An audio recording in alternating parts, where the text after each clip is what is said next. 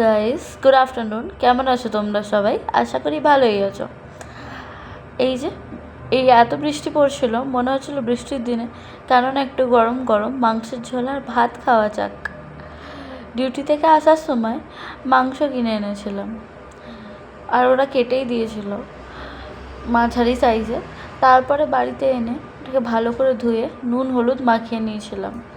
আরেক পাশে কড়াইতে তেল গরম করে নিয়েছিলাম, দিয়ে ওইগুলোকে এক এক করে কড়াইয়ে দিয়ে নিচ্ছিলাম।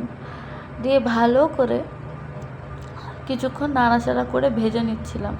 আমার এরকম মাংস ভেজে ঝোল বানাতে বেশ ভালোই লাগে। তোমরা কারা কারা এরকম স্টাইলে মাংসর ঝোল বানাও আমাকে কমেন্টে জানিও কিন্তু। এই যে হয়ে গেল, মাংস ভাজা হয়ে গেল। তারপরে মাংস ভাজাগুলো তুলে নিয়ে অন্য এক পাশে মা টমেটো, পেঁয়াজ, লঙ্কা, আলু কেটে দিয়েছিল। সেম তেলে, যেই তেলে মাংস ভেজে নিয়েছিলাম সেম তেলে জিরে ফোড়ন দিয়ে দিলাম। তারপরে শুকনো লঙ্কা আর পেঁয়াজ কুচিগুলো দিয়ে নিলাম। দিয়ে এবারে ওটাকে কিছুক্ষণ নাড়াচাড়া করতে হবে। এই যে ভালো করে নাড়াচাড়া করে নিচ্ছি। পেঁয়াজটা হালকা লালচে লালচে হওয়ার অপেক্ষা করছিলাম। এখানে জিঞ্জার গার্লিক পেস্টও দিয়ে দিলাম।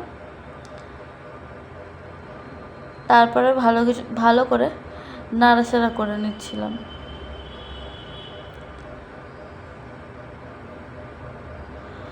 তারপরে দিয়ে দিলাম ধনে গুঁড়ো আর জিরে গুঁড়ো, তারপরে পরিমাণ মতন হলুদ, তারপরে এখানে দিয়ে দিলাম লঙ্কার গুঁড়ো। সেটা তোমাদের পরিমাণ মতন, যারা ঝাল খেতে ভালোবাসো তারা বেশি দিও, আর যারা ঝাল খেতে পারো না অতটা তারা নিজেদের মতন কম করে দিতে পারো।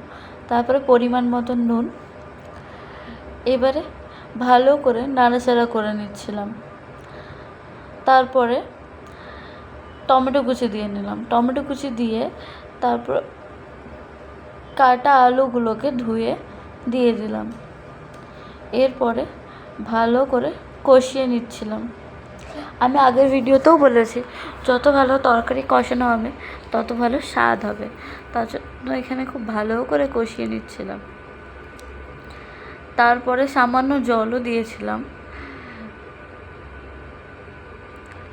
এই যে এখানে ভাজা হচ্ছিল,